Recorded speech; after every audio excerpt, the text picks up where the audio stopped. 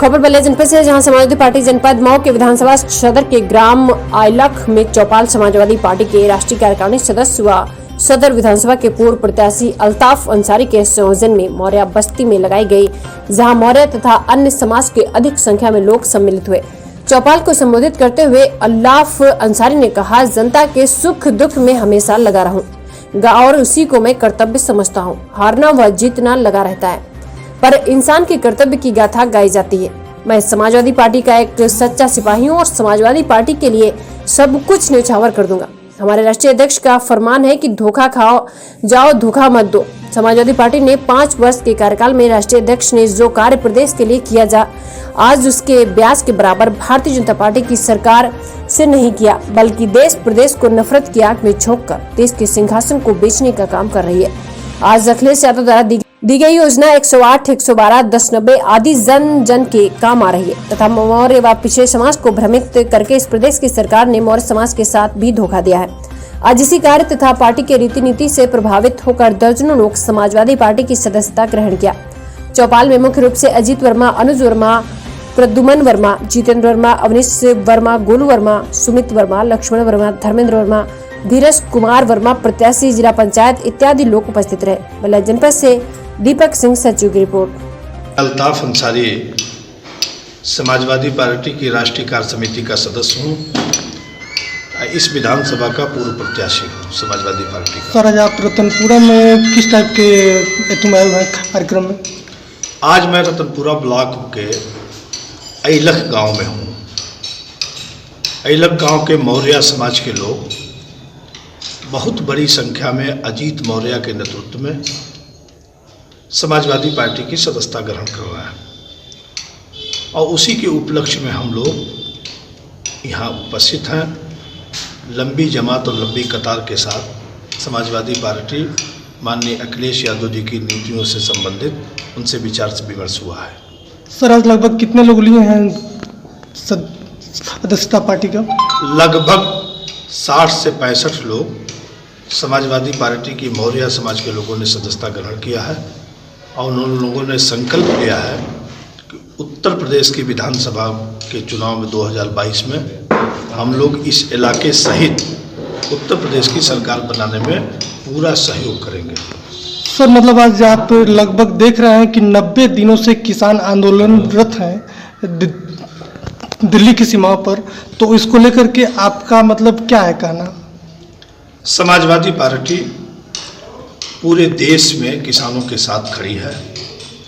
हमारे नेता और राष्ट्रीय अध्यक्ष अखिलेश यादव जी ने अभी लोकसभा जो चल रही है उसमें बड़ी मजबूती के साथ अपना पक्ष उन्होंने रखा है और उन्होंने देश के प्रधानमंत्री जी से आग्रह भी किया, निवेदन भी किया और किसानों के हित के सवाल पर उन्होंने कहा कि माननीय प्रधानमंत्री जी, आपको उन किसान की जो काला कानून की 3 बिल है उसे वापस लेना चाहिए।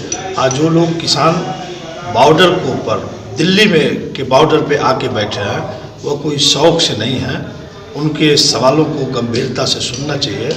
आज जो लोग बैठे हुए कम से कम लगभग 200 लोगों की संख्या मौत के करीब उतर गई, ठंडक से ठिठुरती ठंडक में मर गए।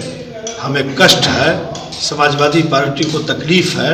राष्ट्रीय अध्यक्ष जी ने भी उस बात को कहा कि आज तक सदन में भारत के प्रधानमंत्री जी की तरफ से एक बार भी उनके प्रति नमन, उनके जो है मरने का दुख, उनके परिवार के प्रति सहानुभूति माननीय प्रधानमंत्री जी की तरफ से नहीं है। दूसरी बात, माननीय प्रधानमंत्री जी ने कहा कि एनएसपी है, रहेगी, जो बड़ी दावे के साथ उन्होंने कहा। तो किसान तो यही कह रहा है कि एनएसपी आप लागू कर दो, तीनों काला बिल वापस कर दो। जिस इलाके में आप खड़े हो इस इलाके के लोग अपना धान लेके 20-20 दिन तक और सेंटरों पे खड़े रहे और उनकी खरीदारी नहीं हुई और खरीदारी नहीं, उनको अपनी टाली ट्रैक्टर वापस धान लेके वापस जाना पड़ा। यह धान 1868 रुपये का सरकारी दाम तय था, मगर दुर्भाग्य है कि वह किसानों का धान 8 से 900 के बीच में खरीदा गया, बिचौलियों की लूट मची थी और बिचौली जो है इस देश के जो किसानों को लूटने का काम कर रहे हैं। हम समाजवादी पार्टी के लोग निरंतर उसका विरोध करते हैं। हम लोग चाहते हैं कि एनएसपी लागू हो जाए, रेट फिक्स हो जाए, और हमने तो जब मौका मिला तो हमने किसानों के लिए कुछ काम किया। समाजवादी पार्टी ने काम किया, राष्ट्रीय अध्यक्ष जी ने काम किया, आदरणीय मुलायम सिंह यादव जी खुद किसान के बेटे हैं, उन्होंने काम किया। मगर दुर्भाग्य है कि जिन लोगों ने लुभावनी नारा देकर कि हम सरकार में जब आएंगे तो किसानों की आय को दूनी कर देंगे, आज वही किसान उनसे मांग रहा है। मांगने के एवज में उनको लाठी, डंडे, गोली, पानी सब कुछ दिया जा रहा है। और दुर्भाग्य कितना बड़ा है कि कल हम लोग जिस दिन गुजरा है, कल पुलवामा के शहीदों का दिन था, जिन किसानों के बेटों ने सीमा पर, सरहद पर इस देश की रक्षा करते हैं, उस किसान के बेटे को इस देश का आतंकवादी कहा जा रहा है, खालिस्तानी कहा जा रहा है, पाकिस्तानी कहा जा रहा है। कितना बड़ा दुर्भाग्य है किसान के बेटों के साथ, किसानों के साथ। आज इस नाते आपके चैनल के माध्यम से मैं भारत के प्रधानमंत्री जी से हाथ जोड़ के कहता हूँ, किसानों के सवाल पे आप गंभीर चिंतन मनन करिए, यही हमारा आज कहना है। अगर किसानों को मांग नहीं पूरी होती है तो किसान कब तक धरने पर बैठेंगे? किसान जब तक धरने पर रहेगा, हम किसानों के साथ तब तक खड़े रहेंगे। जब जब उनकी कोई आवश्यकता पड़ी है, आदरणीय राष्ट्रीय अध्यक्ष अखिलेश यादव जी ने उनसे कंधे से कंधा मिला के निरंतर उनके साथ विरोध में खड़े होने का काम किया है। मगर उत्तर प्रदेश और देश में लोकतंत्र समाप्ति के रास्ते पर है, अघोषित इमरजेंसी है। हम सड़क पे उतरते हैं तो हमको लाठी मारी जाती है, हमको नज़रबंद किया जाता है, हमको घरों में बैठा दिया जाता है। हम सड़क पे निकलते हैं तो हमको 151 की धारा में चालान की जाती है।